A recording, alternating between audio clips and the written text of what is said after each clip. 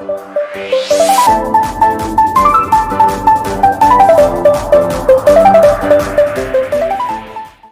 friends, if you like this video of mine, please like, comment, subscribe and share my channel.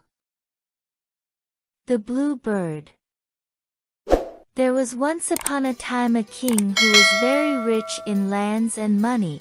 When his wife died, he was inconsolable, and for 8 whole days he shut himself up in a little room, and knocked his head against the wall, so desperate was he.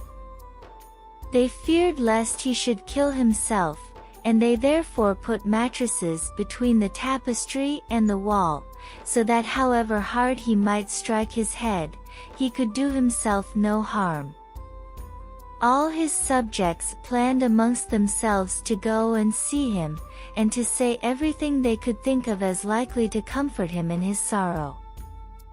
Some of them made up grave and serious speeches, others again went with cheerful, even gay words on their tongues. But none of them made any impression on him. In fact, he hardly heard what they said. At last there came before him a woman clad all in black crape, with veil and mantle and long mourning garments, who wept and sobbed so loud and so violently that he was filled with astonishment. She said that, unlike the others, she had come with the object of adding to, rather than of lessening, his griefs, for what could be more natural than to sorrow for a good wife? As for her, she had had the best husband in the whole world, and it was her part now to weep for him while she had eyes in her head. Thereupon she redoubled her cries, and the king, following her example, began to wail aloud.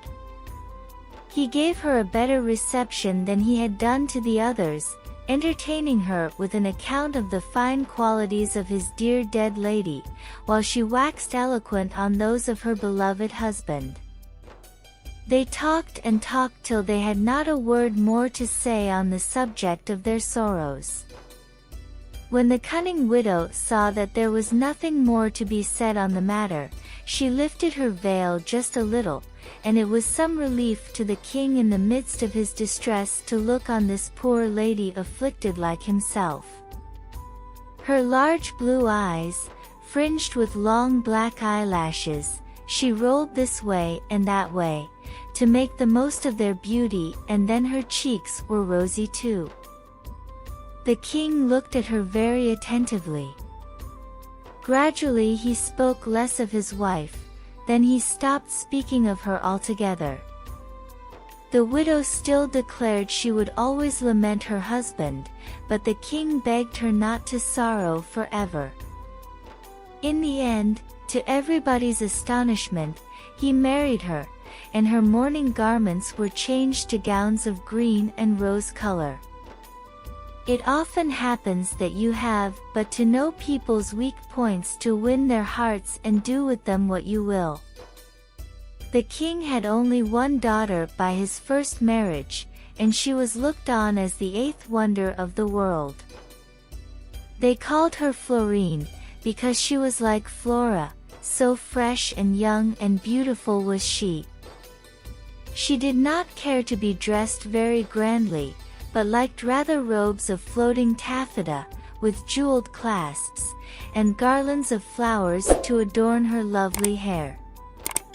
When the king married again, she was only 15 years old. The new queen sent for her own daughter, who had been brought up in the house of her godmother, Soussio the fairy, though she was none the more graceful or beautiful for that. Soussio had done what she could for her, but without success. Yet she loved her dearly nonetheless. They called the girl Trouton, for her face had as many red spots as a trout. Her black hair was so dirty and greasy that you could not touch it, and oil oozed out from her yellow skin. All the same, the queen loved her to distraction, and would speak of nothing but of Trouton's charms. But as Florine was far more attractive, the queen was in despair. In all kinds of ways she tried to raise quarrels between her and the king, and not a day passed but she and Truitonne did Florine some bad turn. The princess was, however, good-tempered and intelligent, and endeavored to take no notice of their bad behavior. One day the king said to the queen that Florine and Truitonne were old enough to be married, and that the hand of one of them must be bestowed on the first prince who should come to the court. "I think," said the queen, "that my daughter should be thought of first of all, seeing that she is older than yours, and as she is far more amiable there can be no hesitation in agreeing to this." The king did not like disputing, so he said he was quite willing, and the queen might do as she liked. Some little time after they heard that King Charming was going to pay them a visit. Never was there so splendid and so gallant a prince, and everything in his mind and person answered to his name. When the queen heard of his coming she employed all the embroiderers, and all the dressmakers, and all the craftsmen, to make things for Truitonne. She begged the king to give Florine nothing new, and, by bribing her maids, she had all her dresses, and wreaths, and jewels taken away the very day that Charming arrived, so that when the princess wished to deck herself she could not find so much as a ribbon. Florine was well aware to whom she owed this bad turn. When she sent to buy stuffs the merchants told her the queen had forbidden them to sell her any. So she had nothing to put on but a dirty little frock, and so much ashamed of it was she that she sat down in a corner of the hall. When King Charming came the queen received him with much ceremony, and presented her daughter to him, clad in the most splendid apparel, and uglier than usual in her grandeur. When the king turned away his eyes the queen would have liked to persuade herself that it was because Truitonne dazzled him too much, and that he feared the effect of her charms on him, so she always pushed her forward. He asked if there was not another princess called Florine. "Yes," said Truitonne, pointing to her. "She is hiding over there, because she is not very nicely dressed." Florine blushed, and looked at that moment so beautiful, so very, very beautiful, that King Charming was quite dazzled. Rising quickly, he made a deep bow to the princess, saying, "Madam, your incomparable beauty already adorns you too well for you to need any other aid." "Your Majesty," she answered, "I must tell you I am little accustomed to wearing so poor a dress as this, and I should have liked better had you taken no notice of me." "It would have been impossible," cried Charming, "that so lovely a princess should have been anywhere near me and that I should have had eyes for anyone else." "Ah," said the queen, who was much annoyed. "What a waste of time is this! Believe me, sire, Florine is vain enough already. She doesn't need so many compliments paid to her." King Charming understood at once the motives that made the queen speak in this way, but as he was not in a humor to restrain his feelings he let all his admiration for Florine be seen, and talked to her for 3 hours on end. The queen was in despair, and Truitonne was inconsolable at not being preferred to the princess. They complained loudly to the king, and forced him to consent during King Charming's stay to shut Florine up in a tower, where they would not see each other. So as soon as she had gone back to her room 4 men with masks carried her off to the top of the tower, and left her there in the utmost distress. She knew quite well she was only treated thus to prevent her from pleasing King Charming, whom she already liked very much and whom she would willingly have accepted as a husband. As Charming was ignorant of the wrong they had done to the princess, he was waiting the hour when he would see her again with the greatest impatience. He spoke of her to those whom the king had ordered to be in attendance on him, but by the queen's command they told him all the harm they could of her, that she was vain, and of an uncertain and violent temper, that she was a plague to her friends and her servants, that she was slovenly, and so avaricious that she preferred to be dressed like a little shepherdess rather than to buy rich stuffs with the money the king, her father, gave her. Charming writhed to hear all this, and he had much ado to restrain the anger that stirred within him. "No," he said to himself.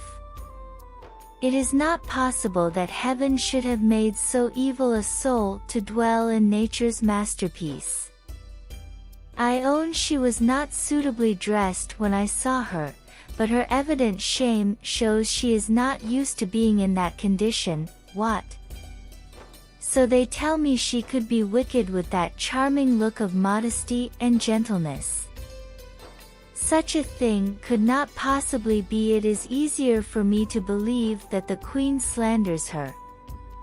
She is not a stepmother for nothing, and Princess Truitonne is such an ugly creature that it would not be strange if she were jealous of the most perfect being in the world." While he was thinking over all this, the courtiers who were with him saw quite well from his manner that he was not pleased at their speaking evil of Florine. There was one amongst them sharper than the others, and he, changing his tone and language in order to find out what the prince really felt, began to pay compliments to the princess. At this Charming woke up as from a profound sleep, and took part in the conversation, his face showing perfectly the joy he felt. "Love, how difficult it is to hide thee! Thou art everywhere visible, on a lover's lips, in his eyes, in the sound of his voice. When we love, the signs of it appear in our every action, in our silence, our conversation, in our joy, in our sorrow." The queen, impatient to know if King Charming was really impressed, sent for those she had taken into her confidence, and she spent the rest of the night in questioning them. All they told her only served to confirm the opinion that the king was in love with Florine.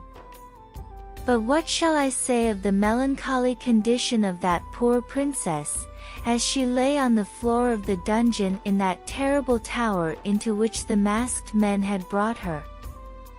"It would be easier to bear," she said, "if they had put me here before I had seen that king, who is so amiable. The recollection of him only makes my distress harder to bear, and I have no doubt that it is to hinder me from seeing him any more that the queen treats me so cruelly. Alas! Whatever beauty heaven may have endowed me with will have to be paid for by my happiness." Then she cried, and cried so bitterly, that her worst enemy would have been sorry for her had she seen her misery. So the night passed.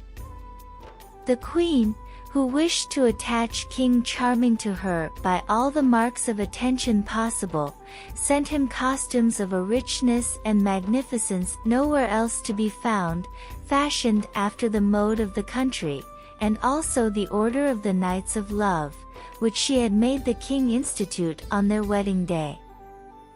It was a golden heart enameled in fire color. There were several arrows round it, and one that pierced it through, and the words, "One alone wounds me." The queen had had the heart for Charming's order cut out of a ruby as big as an ostrich's egg. Each arrow was made of a single diamond as long as your finger, and the chain from which it hung was made of pearls, the smallest of which weighed a pound. In short, since the beginning of the world, a like thing had never been seen. At sight of it the king was so astounded that for some minutes he could not speak. At the same time he was presented with a book, the leaves of which were of vellum, with wonderful miniatures. The cover was of gold, studded with precious stones, and it contained the statutes of the Order of the Knights of Love, written in very tender and very gallant style. They told the king that the princess whom he had seen begged him to be her knight, and that she sent him this present. On hearing this he flattered himself it might be from her whom he loved.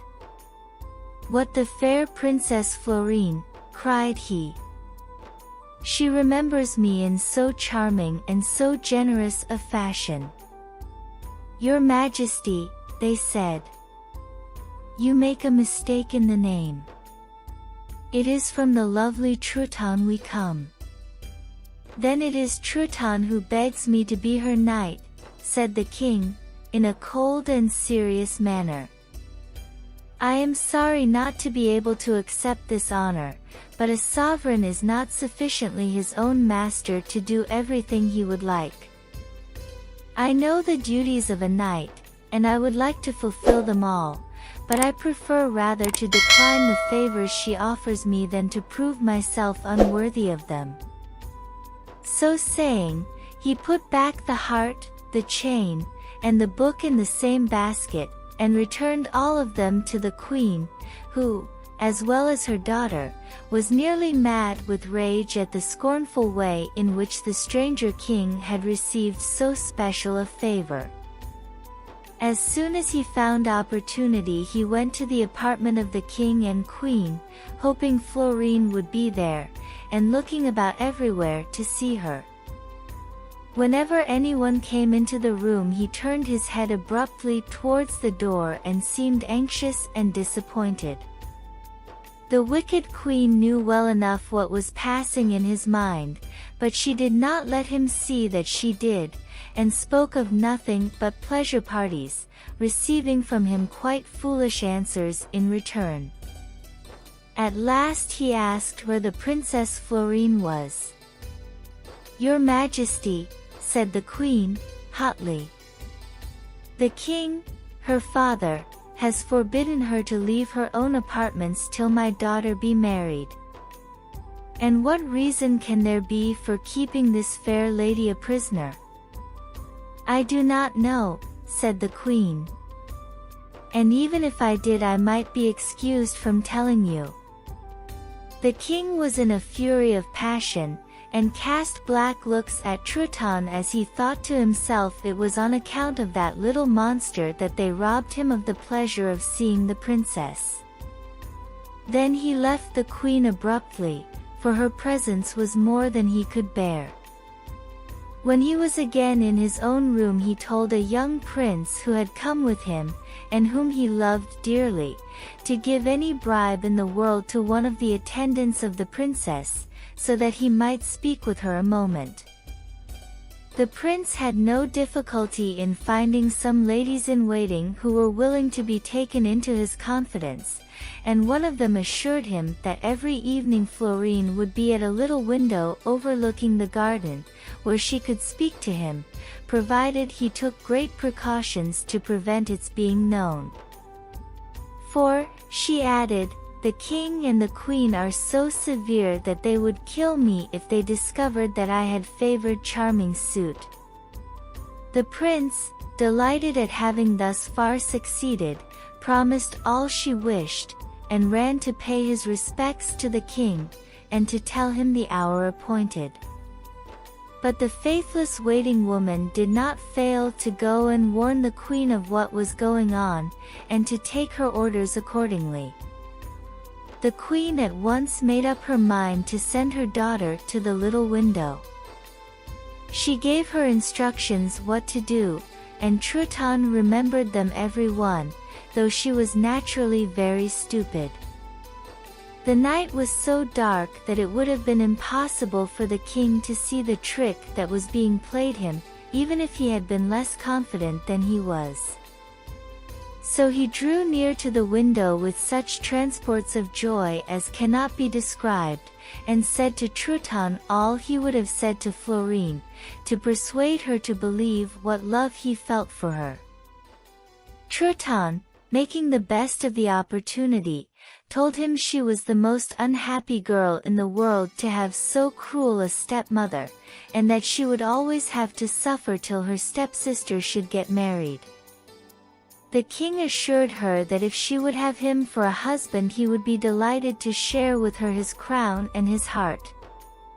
So saying, he drew the ring from his finger, and putting it on Truitonne's, he told her it was for an everlasting token of his faith, and that she had only to fix the time and they would set off without delay.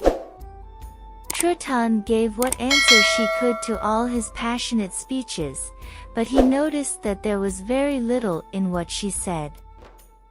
This would have grieved him had he not persuaded himself that the fear of being surprised by the queen was a check on her spirits. He only left her on condition that he might come back next night at the same hour, to which she consented with the utmost willingness. The queen was in great hopes after hearing of the success of this interview. Now the day of their escape being fixed, the king came to take the princess away in a flying chaise, drawn by winged frogs, which one of his friends, a wizard, had made him a present of. The night was very dark. Truitonne crept out of a little door with great mystery, and the king, who was waiting for her, received her in his arms and swore eternal faithfulness to her. But as he had no desire to go flying through the air in this chaise for ever so long without marrying the princess whom he loved, he asked her when she would like their wedding to take place. She told him that she had for godmother a very celebrated fairy called Soussio, and that she wished to go and visit her at her castle. Although the king did not know the way, he had nothing to do but tell his big frogs to take them there, for they knew the chart of the whole world, and in no time they landed the king and Truitonne at Soussio's dwelling. The castle was so brilliantly lighted that there the king would have found out his mistake had not the princess carefully covered herself with her veil. Having asked to see her godmother, she spoke to her in private, telling her how she had entrapped Charming, and begging Soussio to make her peace with him. "But, my daughter," said the fairy, "that is no easy thing.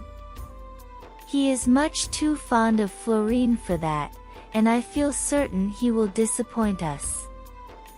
Meanwhile the king awaited them in a hale, whose walls were of diamonds, so clear and transparent that through them he saw Soussio and Truitonne talking together. He thought he must be dreaming. "What," he said, "have I been tricked?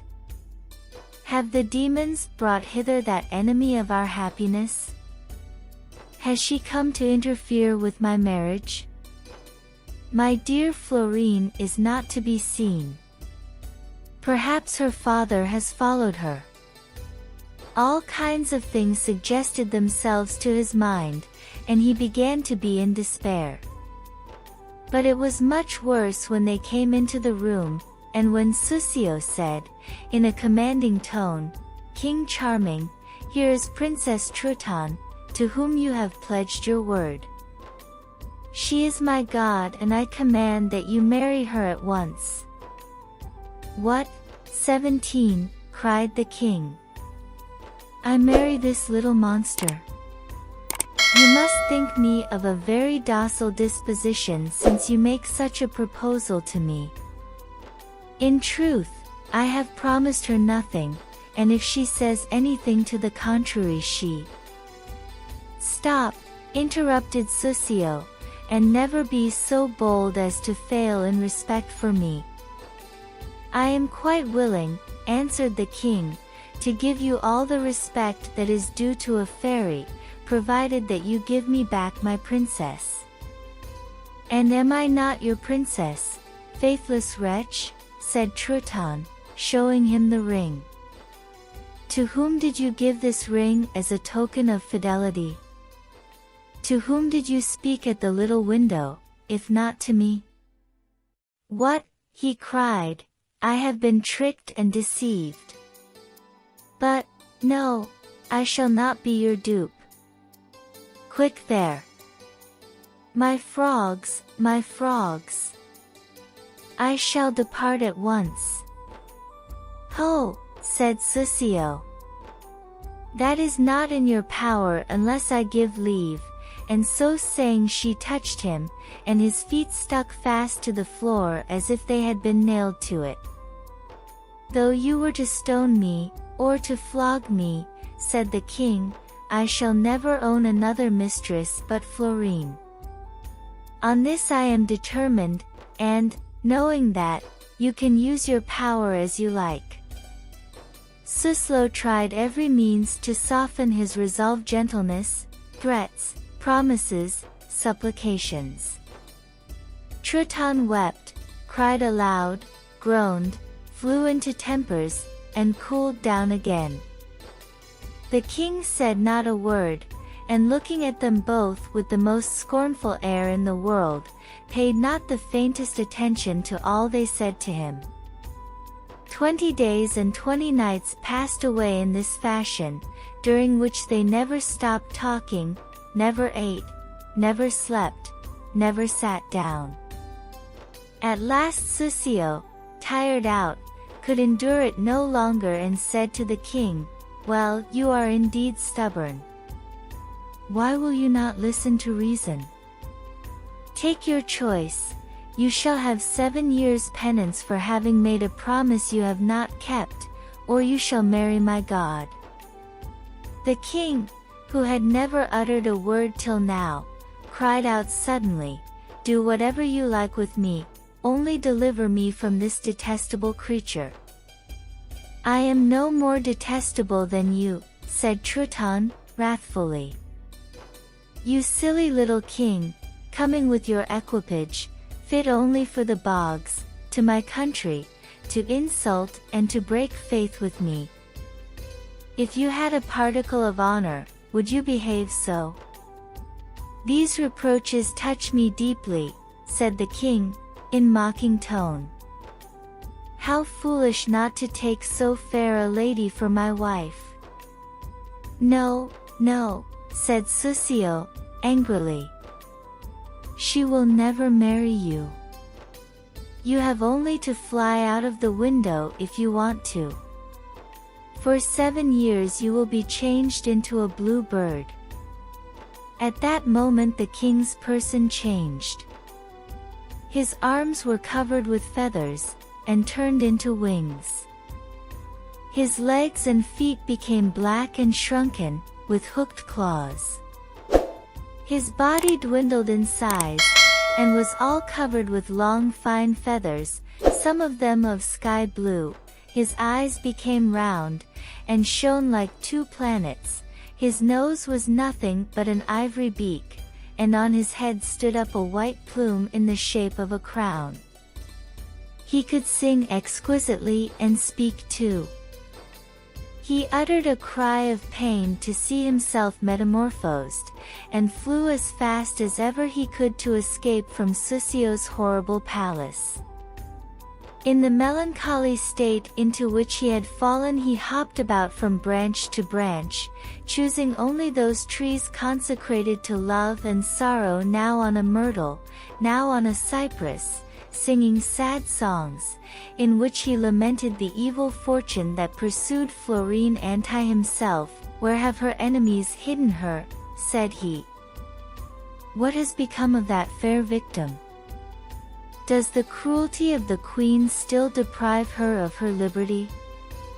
Where can I seek for her? Am I doomed to spend 7 years without her? Perhaps during that time they will give her in marriage, and I shall lose forever the hope that sustains my life." All these thoughts so filled Blue Bird with despair that he wished to die.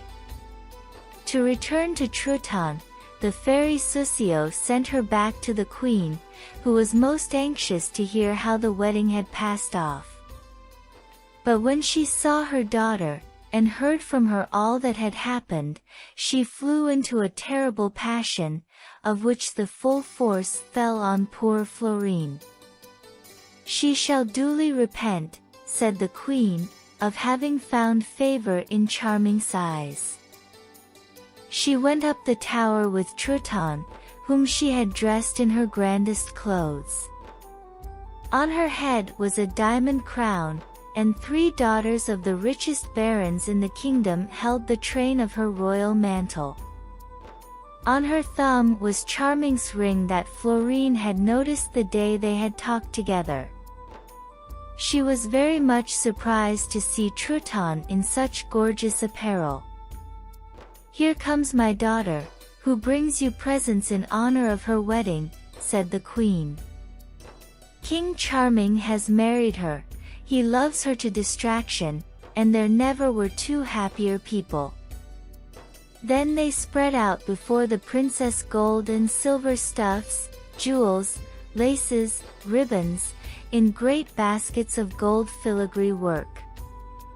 In presenting all these things, Truitonne never forgot for a moment to make the king's ring flash, and Princess Florine, no longer able to hide from herself her misfortune, begged them with cries of despair to take all these miserable presents out of her sight, that she would never again wear anything hot black, or rather that she would like now to die.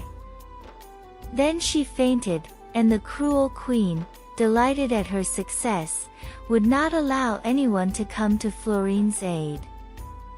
She left her alone in the most deplorable condition, and went and told the king maliciously that his daughter was so excited by her love that nothing could equal the absurd things she did, and that on no account must they allow her to get out of the tower. The king said she might manage the matter as she liked, and he would be satisfied whatever she did. When the princess recovered from her fainting fit, and began to reflect on the way she was treated, the cruelty of her wicked stepmother towards her, and the hope she was losing forever of marrying King Charming, her grief became so keen that she cried all night, and in this condition she sat herself down at the window where she uttered sad and plaintive laments. When day was near, she shut the window and wept anew. The following night she opened the window and sat heaving deep sighs, sobbing bitterly, and shedding torrents of tears. When day came she retired into her room. But King Charming, or rather the beautiful blue bird, flew round and round the palace, thinking his dear princess was inside, and if her laments were sad, his were no less so. He came as near to the windows as he could to peer into the room, but the fear lest Truitonne should see him, and discover who he was, kept him from doing all he wished. "It would cost me my life," said he to himself. "If those wicked princesses find out where I am, they will seek to revenge themselves. I must go away if I do not wish to run into the utmost danger." These considerations made him take great precautions, and as a rule he sang only at night time. In front of Florine's window was a cypress of a tremendous height, and there the blue bird came and perched. Hardly was he there before he heard the cries of a lady. "How long will my sufferings last?" she said. "Will death not come to my aid? To those who fear him he comes but too soon, but for me, who long for him, he tarries cruelly. Ah, cruel queen! What harm have done you that you should keep me shut up in this horrible prison? Are there not other ways enough in which to torture me? You need only let me look on at the happiness which your wicked daughter enjoys with King Charming." The blue bird had lost not a word of this lament, which filled him with astonishment, and he waited for daylight with the utmost impatience to see the sorrowful lady. But before the dawn she had shut her window and gone out of sight. The bird, full of curiosity, did not fail to return next night. By the light of the moon that was then in the sky he saw a damsel at the window of the tower, and heard her beginning her lament. "Fortune," she said, "that flatters me by setting me in a place of power, that made me the darling of my father, what have I done that thou shouldst all at once plunge me into the bitterest waters? Should I begin to feel thy changefulness in these my tender years? Return, cruel one, return, if possible, and all I ask of thee is to end my unhappy life." The blue bird listened, and the longer he listened the more persuaded was he that it was his dear princess who was uttering these laments. "Adorable Florine," he said, "the wonder of our days, why do you long that yours should be so soon ended? Your misfortunes are not without a remedy. Ah! Who is it speaks to me with words of comfort?" she cried. "An unhappy king," replied the bird. "He loves you, and will never love anyone else." "A king who loves me," she said. "Is this some snare my enemy has laid for me? But in the end what would she gain by it? If she seeks to find out what my feelings are, I am ready to make them all known to her." "No, my princess," he answered. "The lover who now speaks to you is not capable of betraying you." And so saying he flew on to the window sill. At first Florine was very much afraid of a bird so strange, that spoke as sensibly as a man, though in the gentle notes of a nightingale. But the beauty of its plumage and the words it said reassured her. "Do I in truth see you again, my princess?" he cried. "Can I taste such perfect happiness and not die for joy? But, alas! How my joy is troubled by your captivity, and at the shape into which Soussio has changed me for 7 years." "And who are you, you charming bird?" said the princess, caressing him. "You call me by my name," said the king, "and you pretend not to know me." "What?" said the princess. "The little bird in my hand is King Charming." "Alas! Fair Florine, it is but too true," he replied. "And if anything could console me it is that I have preferred to suffer this rather than give up my love for you." "For me," said Florine. "Ah! Do not seek to deceive me. I know that you have married Truitonne. I recognize the ring on her finger as yours. I saw her sparkling with the diamonds you had given her. She came to insult me in my sad captivity, wearing a grand crown and royal mantle that she got from you, and all the while I was laden with chains and irons." "You saw Truitonne in such a dress," interrupted the king. "Her mother and herself have dared to say that these baubles came from me. Heaven! Is it possible I hear such horrible lies, and that I cannot take my revenge on the spot? Believe me, they tried to deceive me, and by using your name they managed to make me run away with the hideous Truitonne, but as soon as I discovered my mistake I left her, choosing rather to be Blue Bird for 7 long years than break my troth to you." Florine was in such delight to hear these words from her dear lover that she forgot altogether her sufferings in the prison.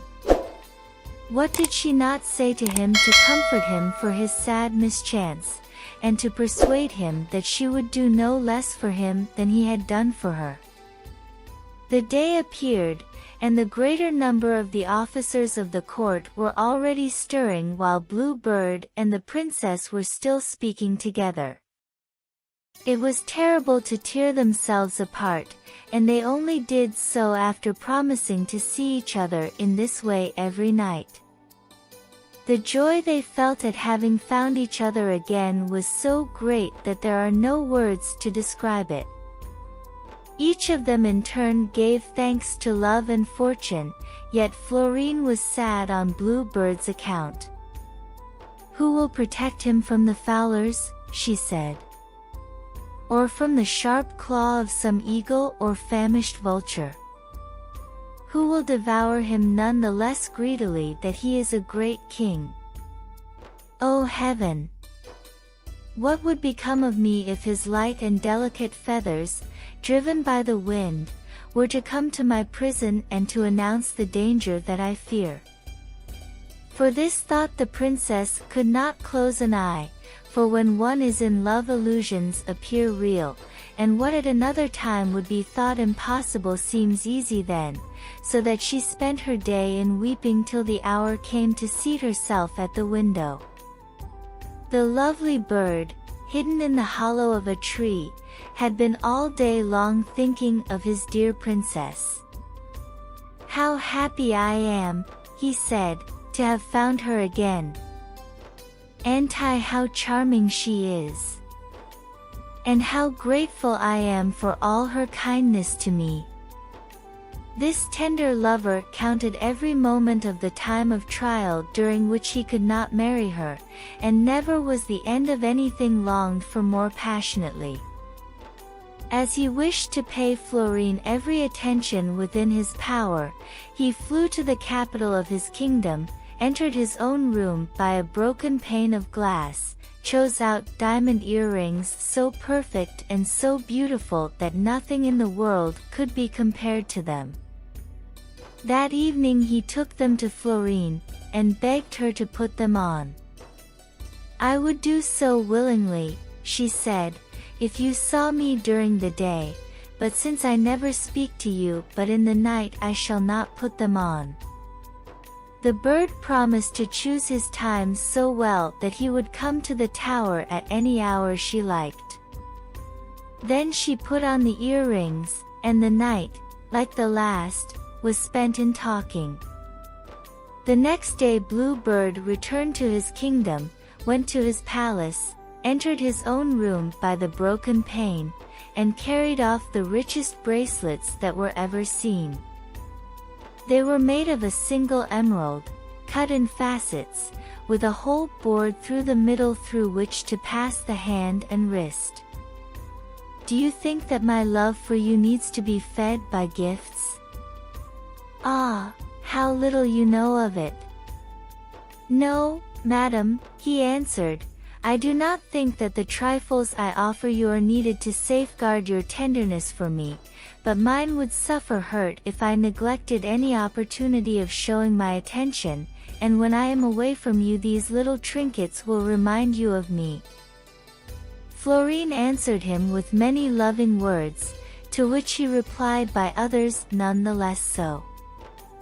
The following night the bird, eager to show his love, did not fail to bring to his fair lady a watch of just the right size. It was encased in a pearl, and the excellence of the workmanship excelled even the material it was made of. "What is the use of a watch to me?" she said, by way of a compliment. "When you are away from me the hours seem never-ending. When you are with me they pass like a dream. And thus I can never measure them exactly. Alas!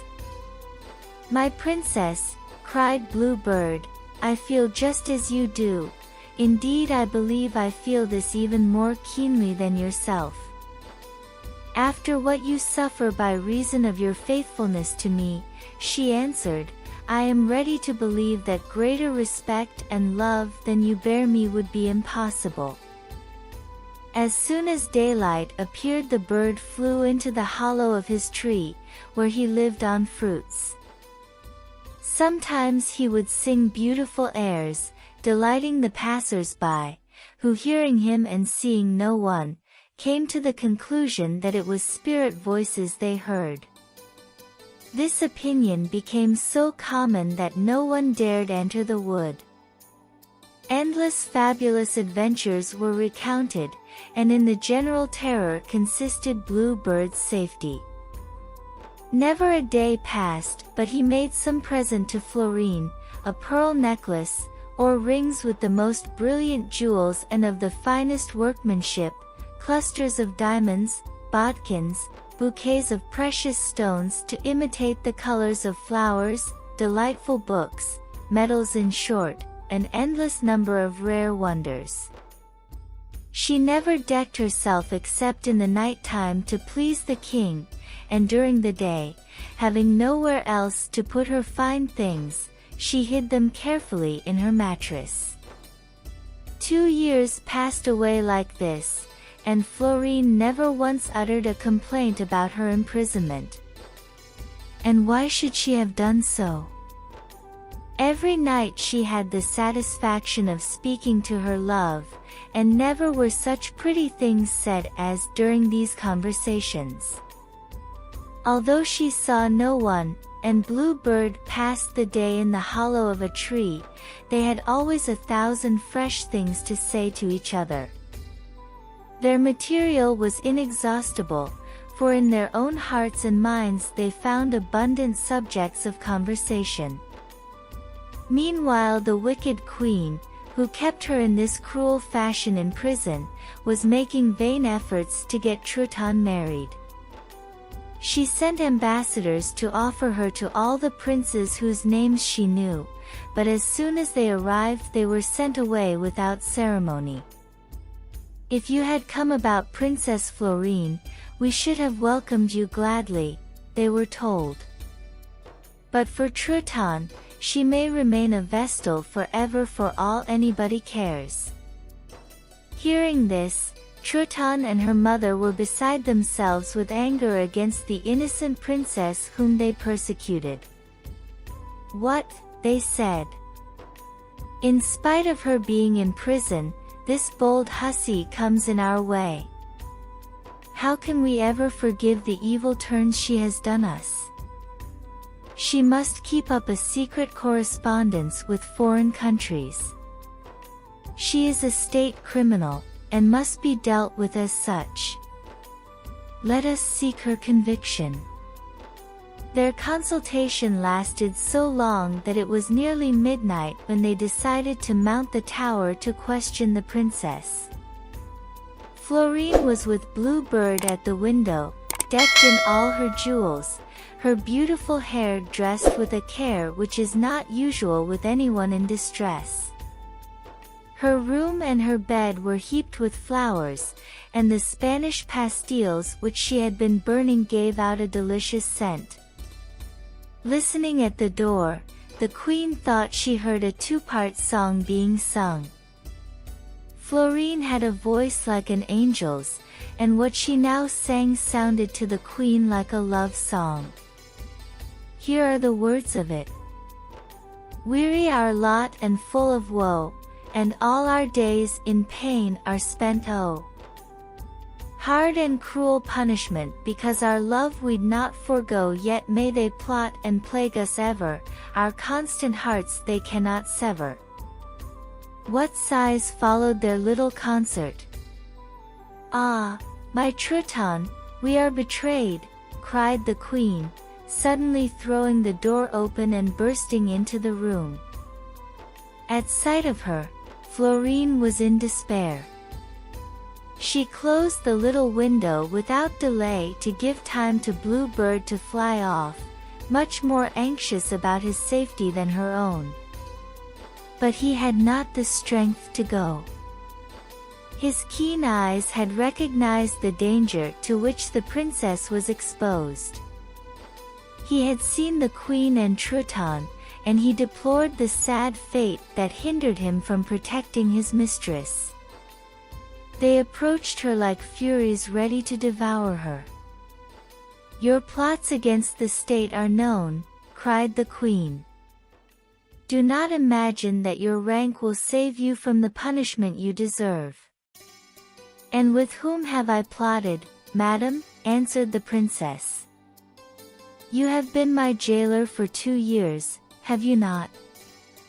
Have I seen any persons but those you have sent to me? While she was speaking, the queen and her daughter were examining her with the utmost wonder, for her marvelous beauty and her wonderful apparel dazzled them. And whence, madam, come these jewels that shine brighter than the sun? Said the queen. Will you have us believe that there are mines of them in this tower? I found them here, replied Florine, that is all I know.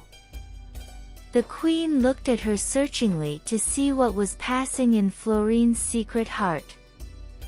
We are not your dupes, she said. You think you can deceive us, but, princess, we know all you do from morning till night.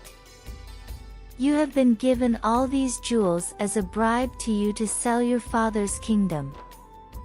Of course I should be the very person to do such a thing, she replied, with a disdainful smile.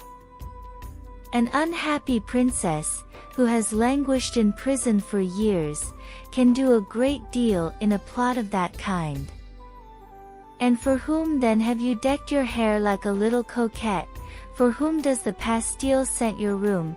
And for whom have you put on such gay apparel, more magnificent than if you had been to appear at the court?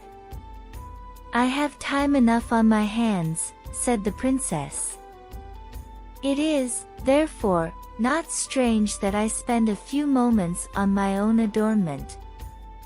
I need hardly reproach myself on account of that, seeing I have to spend so many in weeping for my unhappy lot. Ha! But we shall see if this innocent damsel has not all the same made a treaty with our enemies. Thereupon she set to searching all round, and coming to the bed, which she had shaken out, she found in it such a quantity of diamonds, pearls, rubies, emeralds, topazes, that she could not think where they had come from. She had determined to hide somewhere papers of such a nature as would ruin the princess. When no one was looking she hid them in the chimney, but by good luck Blue Bird was perched on the top of it, and seeing better than a lynx, and hearing all, he cried, "Take care, Florine, your enemy is seeking to betray you." This voice, so unexpected, frightened the queen to such a degree that she did not dare to do what she had intended. You see, madam, said the princess, that the spirits of the air are my friends. I believe, answered the queen, beside herself with anger, that you have the demons on your side, but in spite of them your father will know how to right himself. Heaven grant, cried Florine, that I may never have worse to fear than my father's wrath. Yours, madam, is more terrible. The queen left her in great trouble at all she had seen and heard, and took counsel as to what she should do to defeat the princess. They told her that if some fairy or some enchanter had taken her under their protection, it would only irritate them to torment her further, and it would be best to try to discover her secret. The queen approved of this suggestion, and sent a young girl to sleep in her room, who played the part of an innocent, and by her orders told Florine she had come for the purpose of waiting on her. But it was not very likely the princess would fall into such a clumsy trap. Florine looked on her as a spy, and she was more troubled than ever. What? I can never speak again to the bird that is so dear to me, she said. He helped me to bear my sorrows, I comforted him in his, our love was everything to us. What will he do? What shall I do myself? And thinking on all this, her eyes flowed with tears. No longer did she dare to sit at the little window, although she heard the bird flying about. She was dying to open it for him, but she feared to run any risk with her dear lover's life. She spent a whole month without showing herself at the window, and Blue Bird was in despair. How he did lament! How was he to live without seeing his princess? Never had he felt more keenly the misfortunes of absence and of his metamorphosis, and he sought remedies in vain for one and the other. He racked his brains and found no comfort.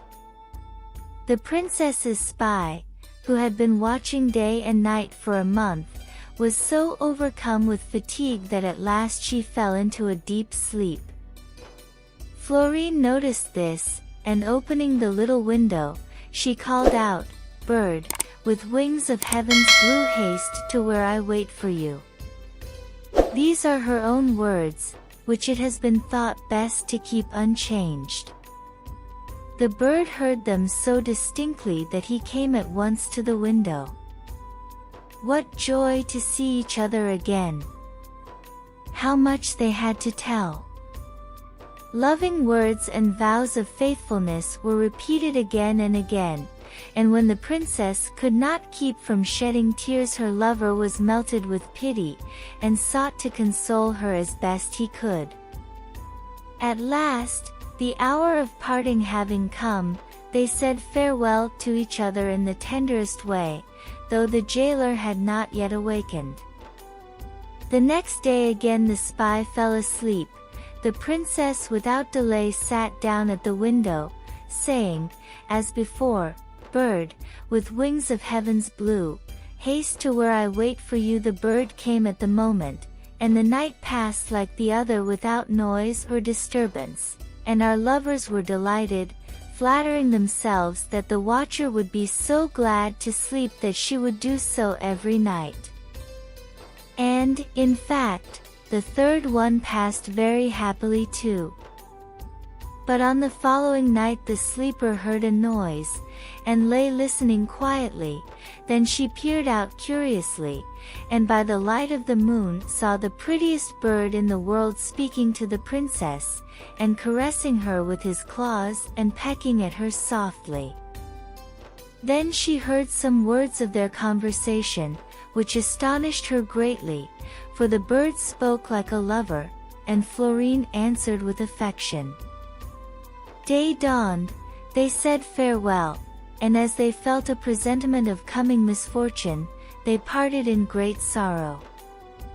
The princess threw herself on her bed bathed in tears, and the king returned to his hollow tree. Her jailer ran to the queen, and told her all she had seen and heard.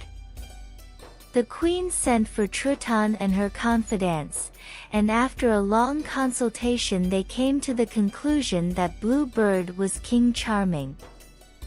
"What an insult!" cried the queen. "What an insult, Truitonne! This insolent princess, who I thought was in such distress, has been enjoying at her ease the pleasant company of that ungrateful wretch. Ah! But I shall have my revenge, and in so deadly a way that it will be heard of." Truitonne begged her not to lose a moment, and, as she thought the matter concerned her more nearly than the queen, she was beside herself with joy at the thought of all that was going to be done to the hurt of the lover and his mistress.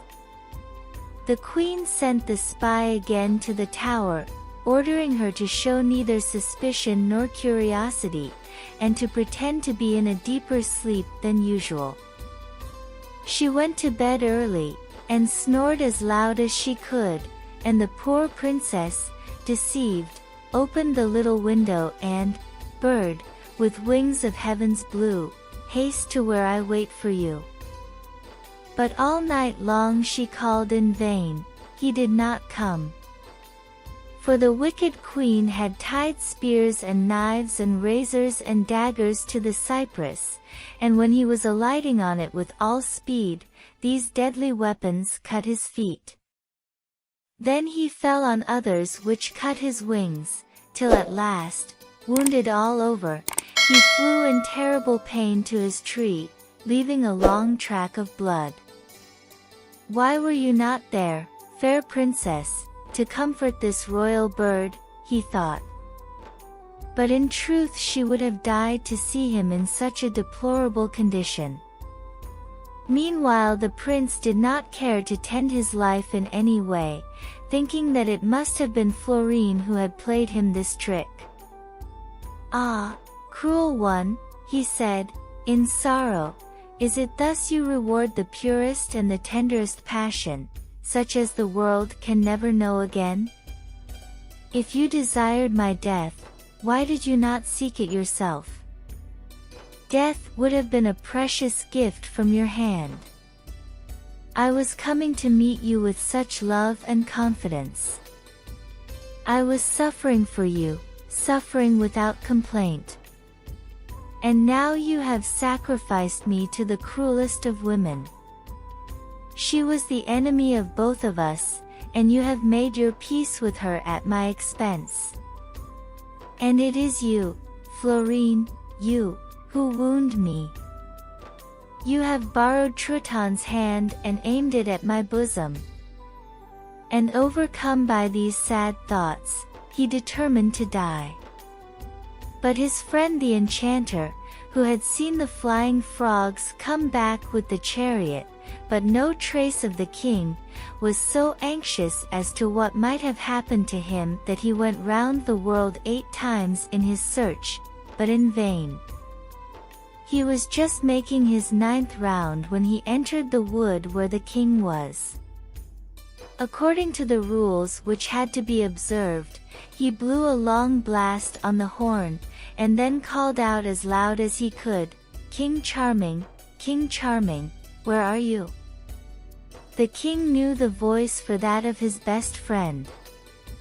"Come," he answered, "come to this tree, and see the unhappy king whom you love drowned in his blood."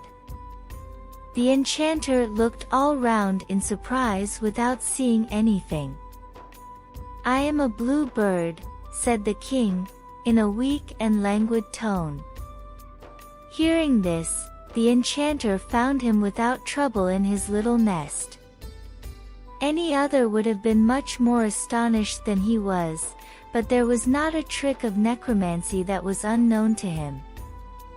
A word or two was enough to stop the blood that was flowing still, and with some herbs that he found in the wood, over which he muttered some magic words, he cured the king as completely as though he had never been wounded. Then he begged him to tell him by what mischance he had been turned into a bird, and also asked him who had wounded him so cruelly. The king satisfied his curiosity, saying that it was Florine who had revealed the sacred mystery of the secret visits he paid to her, and that to make her peace with the queen she had allowed the cypress to be stuck all over with daggers and razors, by which he had been well nigh hacked to pieces. He railed against the faithlessness of the princess, saying he would rather have died than have known the wickedness of her heart. The magician broke out against her and against all women, and advised the king to forget all about her. "Think what a misfortune it would be were you capable of still loving that ungrateful princess. After what she has done you, anything might be expected of her." But Blue Bird was not of this opinion. He loved Florine still too dearly, and the enchanter, who knew what he was thinking in spite of all the trouble he took to hide it, said to him, "Reason is vain and comfort pales in midst of desolation. The ear lists only the heart's cries, is close to consolation. Time with his torch will yet ere longas light up the darkest spot, but till that brighter hour come round comfort availeth not." And the royal bird agreed. Then he begged his friend to take him home and put him in a cage, where he would be safe from the cat and from murderous weapons. "But," said the enchanter, "will you remain for 5 years still in a condition so deplorable and so little befitting your duties and your dignity?" For, frankly, you have enemies who declare that you are dead. They wish to take possession of your kingdom, and I fear it may be lost to you before you have regained your former shape. Could I not go to my palace and carry on the government as I used to do?" "Ah," cried his friend, "that would be difficult. They who would willingly obey a man would hardly own a parrot as master, and while they would fear you as a king surrounded with splendor and pomp, they would pluck out your feathers when they saw you a little bird." "Ah, how weak men are," cried the king. "A brilliant exterior means, after all, nothing in the way of merit or virtue, and yet it is well nigh impossible to keep out of the circle of its influence. Ah, well," he continued, "let us be philosophers, and despise what may not be ours. Our lot will be none the harder." "I do not give up so quickly," said the magician. "I hope to be able to find some means of solving the difficulty." Florine, poor Florine, in despair at not seeing the king, passed days and nights at the window, with these words ever on her tongue: "Bird, with wings of heaven's blue, haste to where I wait for you." The presence of the spy did not keep her silent, for her distress was such that she became quite reckless. "What has become of you, King Charming?" she cried. "Have your enemies and mine made you feel the cruel effects of their rage? Are you a victim to their fury? Alas, alas! Are you then dead? Shall I never see you any more? Untired of me and my sorrows, have you left me to my unhappy lot?" Arid then the tears, the sobs, that would follow her pitiful laments. How the hours dragged in the absence of a lover so tender, so beloved. The princess, worn out, ill, thin, and sadly changed, could hardly bear her life any longer, feeling certain that the most terrible fate had overtaken the king. The queen and Truitonne were joyful. They were more delighted with their vengeance than they had formerly been annoyed by the offense. And in reality, what offense had been given them? King Charming had not been willing to marry a little monster whom he had every reason in the world to detest. But now Florine's father grew old, fell ill, and died. The fortunes of the wicked queen and her daughter wore a different face. They were looked on as favorites who had abused their influence, and the people, in rebellion, hastened to the palace, demanding the Princess Florine, owning her as their sovereign. The queen, in a passion, would have liked to have treated the matter with a high hand, and going out on a balcony she threatened the rebels. Then the seditions spread, the doors of her room were forced, the room was pillaged, and the queen was stoned to death. Truitonne fled to her godmother, the fairy Soussio, for she ran no less a risk than her mother. The nobles of the kingdom assembled at once, and mounted the tower where the princess was lying very ill, unconscious of the death of her father or the punishment of her enemy. When she heard all the noise she did not doubt but that they were coming to put her to death, yet she was not afraid, for life was hateful to her since she had lost Blue Bird. But her subjects, throwing themselves at her feet, made known to her the change in her fortunes, news which left her cold and indifferent. Taking her away to the palace, they crowned her. The infinite care that was taken of her health, and her strong desire to go in search of Blue Bird, helped to cure her, and before long she felt well enough to nominate a council to take charge of the kingdom in her absence.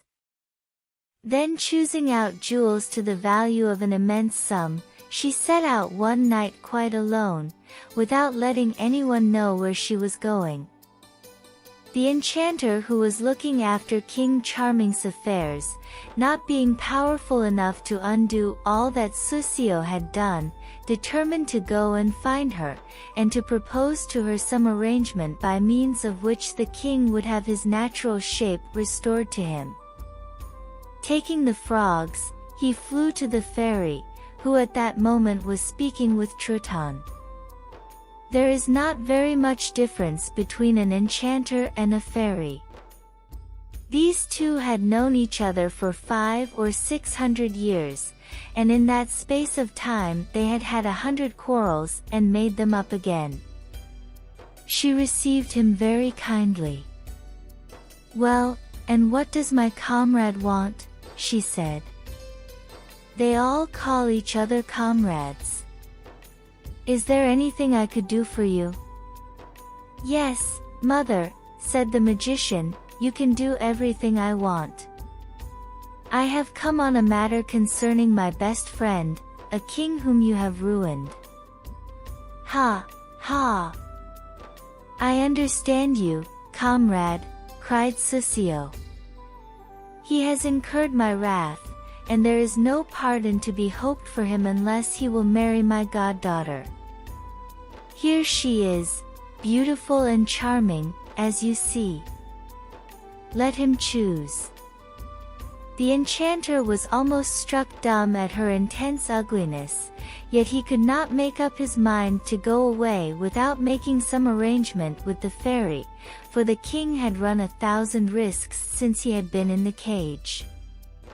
The nail to which it was hung had got broken, the cage had fallen, and his feathered majesty had suffered much in consequence. Ninette, the cat, was in the room when the accident happened, and scratched his eye with its paw, which all but blinded him. Another time they had forgotten to give him anything to drink, and he was on the way to have the pip when they saved him from it by giving him a few drops of water. A mischievous little monkey, having got loose, caught hold of his feathers through the bars of the cage, and spared him not a whit more than if he had been a jay or a blackbird. The worst of all was that he was on the point of losing his kingdom, and every day the heirs foraged out some fresh stories to prove he was dead.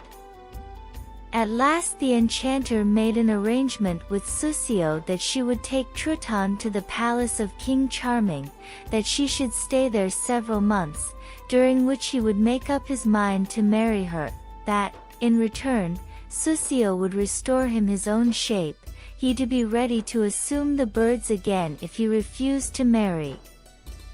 The fairy gave Truitonne dresses all of gold and silver. Then she mounted her behind herself on a dragon, and they repaired to the land of Charming, who had just arrived with his faithful friend, the enchanter. With 3 waves of the wand he was again as he had used to be, handsome, amiable, witty, and splendidly attired. But the cutting short of his punishment was dear bought, for the mere thought of marrying Truitonne made him shudder. The enchanter gave him all the best reasons he could think of, but they made but slight impression on the king's mind, and he was less taken up with the government of his kingdom than with the means of prolonging the time which Soussio had given him before marrying Truitonne. Meanwhile Queen Florine, disguised in a peasant's dress, her hair all in disorder and hanging over her face, a straw hat on her head, and a canvas bag over her shoulder, set out on her journey, sometimes walking, sometimes riding, sometimes by sea, sometimes by land. She made as much speed as possible, but not knowing where to turn her steps, she was always in fear lest while she went in one direction her dear king should be in the other. One day she stopped at the side of a stream, where the silver water rushed over little pebbles, and, wishing to bathe her feet, she sat down on the grass, and tying up her fair hair with a ribbon, put her feet in the water, like Diana, bathing on her return from the chase. There passed by a little old woman, quite bent, and leaning on a big stick. Stopping, she said to Florine, "What are you doing there, my pretty maid, so all by yourself?" "My good mother," said the queen, "I do not want for company, for all my sorrows, anxieties, and disappointments abide with me." At these words her eyes filled with tears. "What? So young, and weeping," said the good woman. "Ah! My daughter, do not distress yourself. Tell me frankly what is the matter, and I hope to be able to comfort you." The queen consented, and told her troubles, the fairy Susio's part in the business, and, finally, how she was now in search of Blue Bird. The little old woman drew herself up, shook herself out, her appearance changed all at once, and she became beautiful, young, superbly dressed, and looking at the queen with a gracious smile, she said, "Incomparable Florine, the king you are seeking is no longer a bird. My sister Susio has restored to him his former shape, and he is now in his own kingdom. Do not despair. You will reach him, and will gain your end. Here are 4 eggs, you can break them when you are in urgent need of help, and will find in them what will serve you well." And saying these words, she vanished. Felt much consoled by what she had just heard, and putting the eggs in her bag, turned her steps towards the kingdom of King Charming. After walking 8 days and 8 nights without stopping, she reached the base of a mountain of a prodigious height, all made of ivory, and so steep that you could not set foot on it without falling. Over and over again she tried, but in vain. She slipped, she tired herself out, and in despair at so insurmountable an obstacle, she lay down at the foot of the mountain, with no other desire but to die. When she remembered the eggs which the fairy had given her, taking one of them, she said, "Let me see if she was not laughing at me, in promising me the help of which I stand in need." As soon as she had cracked it, she found inside little golden grappling irons, which she attached to her feet and hands. As soon as she had them on, she climbed the ivory mountain without any difficulty, for the irons stuck into the ground and kept her from slipping. When she was quite at the top, a new difficulty met her, how to get down again, for the whole valley was one sheet of mirror. All round were ranged more than 60,000 women looking at themselves with the utmost delight, for this mirror was more than 2 leagues wide and 6 high, and there everyone saw herself as she wished to be. The red-haired maiden saw herself with fair ringlets, and brown hair looked black. The old dame saw herself young again, and the young never grew aged there. In short, all one's defects were so well hidden that people came from the 4 quarters of the globe. It was enough to make one die of laughing to see the grimaces and the affectations of the greater number of those vain creatures. And men were no less attracted by the flattery, for the mirror pleased them too. This one looking at himself would think what beautiful hair he had. Others would seem to themselves to have grown in height, and to have a much finer figure than before, a more soldierly bearing, or a handsomer face. The women whom they laughed at, laughed just as much at them. And this mountain was called by all sorts of different names. No one had ever reached the top, and when Florine was seen up there, the ladies broke out into loud cries of despair. "Where is this unlucky girl going?" they said. "Doubtless she is mad enough to walk on our mirror, and at the first step she will break it all." And they set up such a hullabaloo. The queen did not know what to do, for she saw great danger in descending that way. So she broke another egg, out of which came 2 pigeons and a chariot, which became on the spot big enough for her to get into comfortably. Then the pigeons descended lightly with the queen, without the slightest accident. "My little friends," she said to them, "if you would but take me to the place where King Charming holds his court, it would be a service which would never be forgotten." The pigeons were willing and docile, and they stopped neither night nor day till they had reached the gate of the town. Florine got down and gave each of them a sweet kiss, a greater reward than a crown would have been. Oh, how her heart beat fast as she entered! In order that she might not be recognized, she besmeared her face, and then asked the passers-by where she could see the king. Some of them began to laugh. "See the king," they said, "little dirty face. Go away, and wash yourself. Your eyes are not good enough to look upon such a monarch." The queen answered nothing but passed on gently, and asked those whom she next met where she should stand to see the king. "He will be coming to the temple tomorrow with Princess Truitonne," they said, "for at last he has consented to marry her." Heavens! What news was this? Truitonne, the wicked Truitonne, about to marry the king. Florine thought she would die.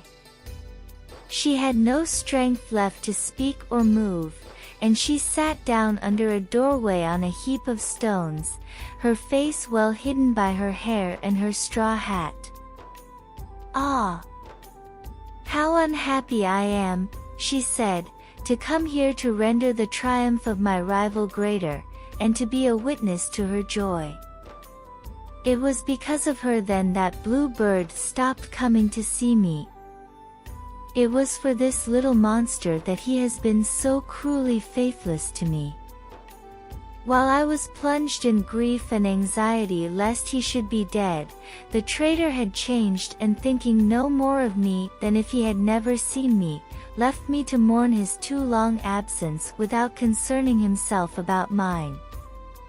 When one is very unhappy, one's appetite is not usually very good, so the queen sought for a lodging, and went to bed supperless. Rising with the day, she hastened to the temple, and entered only after receiving endless rebuffs from the guards and the soldiers. Then she saw the king's throne and Truitonne's, who was already looked on as queen. What sorrow for a heart so tender and sensitive as Florine's! She went up to her rival's throne, and stood there leaning against a marble pillar. The king was the first to arrive, handsomer, comelier than ever. Truitonne followed, richly clad, but so ugly that she frightened all those who set eyes on her. Looking at the queen, she frowned and said, "Are you that dares to approach my fair presence, and to stand near my golden throne?" "My name is Mia Sulyan," she answered. "I come from a long way off to sell you rarities." Then she rummaged in her sack and drew out the emerald bracelets that King Charming had given her. "Ho, ho," said Truitonne, "these are pretty bits of glass. Will you have a 5 so please for them?" "Show them to those who know their value, madam," said the queen, "and then we can make our bargain." Truitonne, who loved the king more tenderly than such a monster seemed capable of, was delighted to find opportunities of speaking to him, and approaching his throne, showed him the bracelets, and asked him what he thought of them. At sight of them he called to mind those he had given to Florine, and grew pale, sighed, and remained long without answering a word. At length, fearing lest they should notice evidences of the conflicting thoughts within him, he made an effort, and answered, "These bracelets are worth, one should think, as much as my kingdom.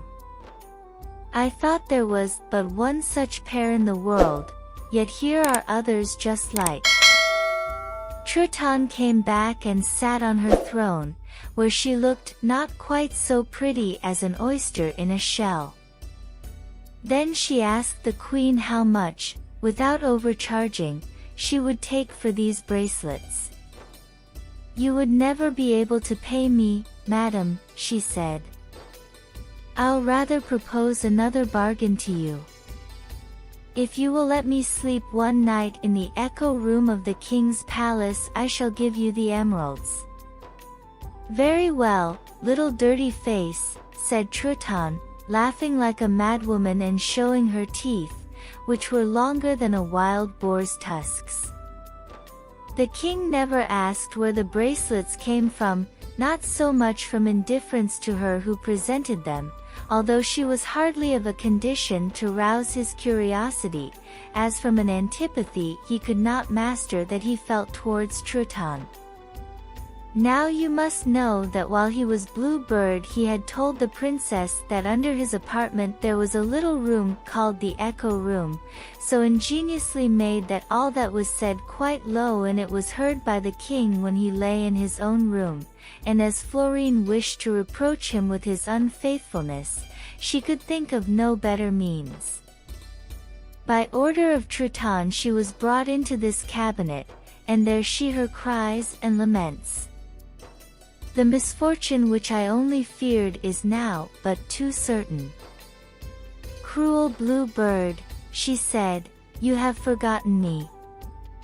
You love my wicked rival.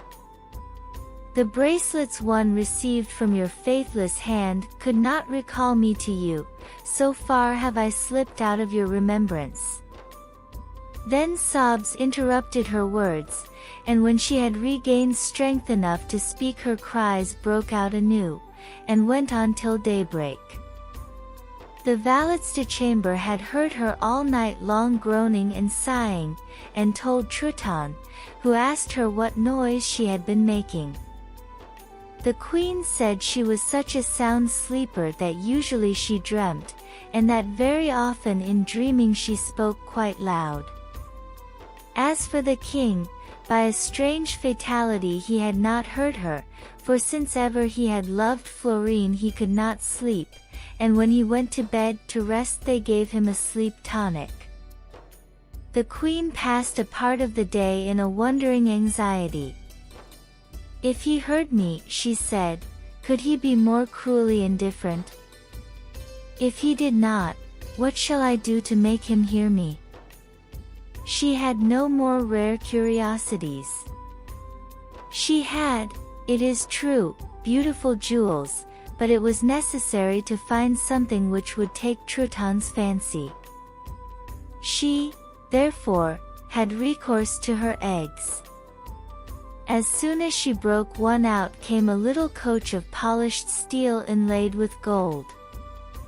6 green mice were harnessed to it. The driver was a rose-colored rat, and the postilions, also of the rat family, were of a flax gray.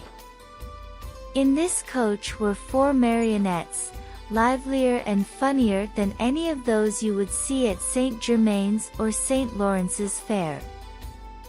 The things they did were extraordinary, especially 2 little gypsies who could dance a saraband or a jig as well as Lentz. The queen was delighted with this fresh wonder of magic, but she kept it to herself till evening, at which time Truitonne used to go for a walk. Then, stationing herself in one of the avenues, she set the mice off at a gallop with the coach, the rats, and the marionettes. Truitonne was so astonished at this curiosity that she cried out 2 or 3 times, "Mias Solyan, Mias Solyan, will you take 5 halfpence for your coach and mice?" "Ask the learned men and the scholars of this kingdom," said Florine, the worth of such a curiosity, and I will take whatever the most learned may say is its value. Truitonne, who was always very imperious, said, Tell me the price of it, and take your dirty face out of my sight. To sleep again in the echo chamber, she answered. That is all I ask. Well, be off with you, poor wretch, said Truitonne. You won't be refused that. And turning towards her ladies-in-waiting, she added, What a fool she is to get so little profit out of her curiosities. Night came. Florine said the tenderest things she could think of, but all in vain as before, for the king never failed to take his sleeping tonic.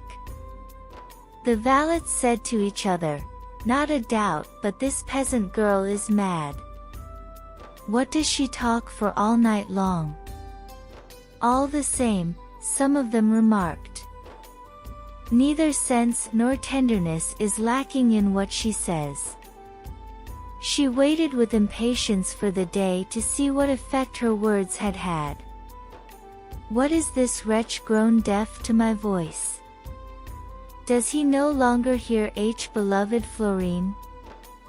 Ah, how weak I am to care for him still, and I deserve the contempt he pours on me. But it was in vain she reasoned thus, she could not kill the affection she felt for him. The only thing she could now hope for help from was the one egg left in her bag. She broke it, and out came a pie made of 6 birds, all larded, cooked, and beautifully dressed. The pie sang in a wonderful fashion, told fortunes, and knew more of medicine than even Aesculapius.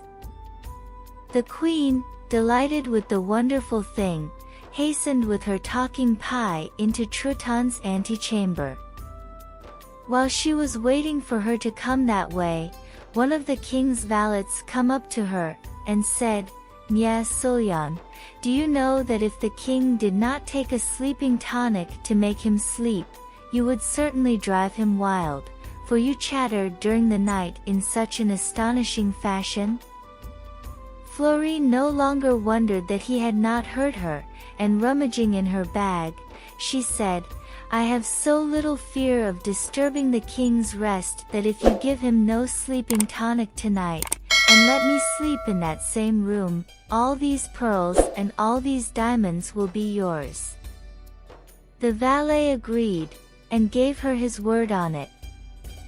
A few minutes after Truitonne came along. Seeing the queen with her pie, pretending as if she were going to eat it, she said, What are you doing there, Miss Sullion?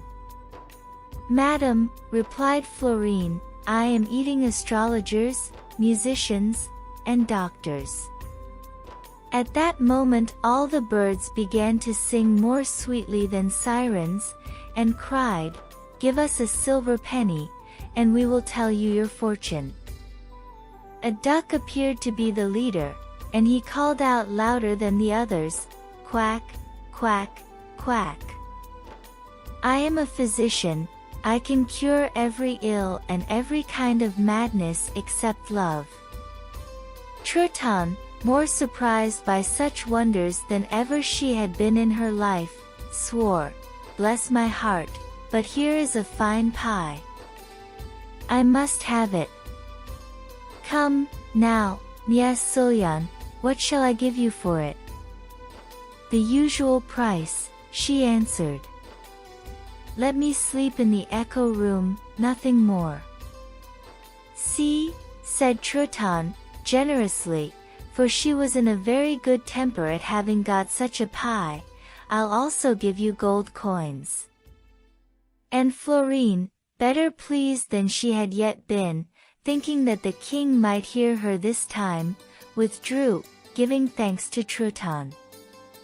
As soon as night came on she betook herself to the echo room, hoping eagerly that the valet had kept his word, and that instead of giving the king a sleeping tonic, he had given him something to keep him awake. When she knew that everybody else was asleep, she began her usual laments. "To what dangers am I exposed in my search for you," she said. "And all the while you flee me and wish to marry Truitonne. What have I done, cruel man, that you should forget your oaths? Do you remember your metamorphosis, my kindness to you, and our loving conversations?" Then she repeated nearly the whole of them, with a memory which amply proved that nothing was dearer to her than this remembrance. The king was not sleeping, and he heard Florine's voice so distinctly, and all she said, that he could not understand where the words came from. But his heart, overpowered with sudden tenderness, called back in such a lifelike way the memory of his incomparable princess that he felt his separation from her as keenly as he did the moment when the knives had wounded him in the cypress tree. Then on his part he began to speak after the fashion of the queen. "Ah, princess," he said, "you have been too cruel to the lover who adored you. Is it possible you sacrificed me to the enemies of us both?" Florine heard what he said, and did not fail to reply, and to let him know that if he would talk over the matter with Mias Sullian, all the mysteries he had not been able to understand till now would be cleared up. At these words the king, without waiting a moment, called for one of his valets, and asked him if he could not find Mias Sullian and bring her to the palace. The valet said nothing was easier, for she was sleeping in the echo room. The king did not know what to think. How could he believe that so great a queen as Florine should be disguised as Sullian? And how could he believe that Mias Sullian had the queen's voice, and knew her most intimate secrets unless she were the queen herself? In this uncertainty he rose, dressed quickly, and went by a secret staircase to the echo room. The queen had taken away the key, but the king had one that opened all the doors of the palace. He found her wrapped in a light robe of white taffeta, which she wore under her old clothes. Her beautiful hair hung over her shoulders as she lay on a couch, a lamp some little way off giving only a somber light. The king entered suddenly, and his love getting the better of his anger, as soon as he recognized her he threw himself at her feet, and bathed her hands in his tears. He thought he must die of joy, of grief, of the 1,000 different feelings that crowded all at once into his soul. The queen was no less disturbed. She felt a weight on her heart, and could hardly breathe, but lay looking fixedly at the king without saying a word. When she recovered strength enough to speak, she had none to use for reproaches, and the pleasure of seeing him once more made her forget for some time her grievances against him. At last they came to an understanding, they justified themselves, their tenderness awoke again, and their only trouble was the fairy Soussio. But just at that moment the enchanter, who loved the king, arrived with a celebrated fairy, the very one who had given the 4 eggs to Florine. After the first greeting, the enchanter and the fairy declared that they had joined their power together in favor of the king and the queen. Soussio was, therefore, powerless against them, and the wedding need not be delayed. It is easy to picture the joy of these 2 young lovers. As soon as daylight came it was known throughout the palace, and everyone was delighted to see Florine. The news reached Truitonne, who ran to the king. What a surprise for her to find her fair rival with him! When she was just opening her mouth to call Florine names, the enchanter and the fairy appeared and changed her into a sow, so that at least a part of her name and her surly temper remained to her. She ran away grunting, down to the backyard, where the loud laughter she was met with put a climax to her misery. King Charming and Queen Florine, free from this hateful woman, gave themselves up to planning their wedding feast, and everything was as elegant as it was superb. And it is not difficult to imagine how happy they were after having known so many hardships.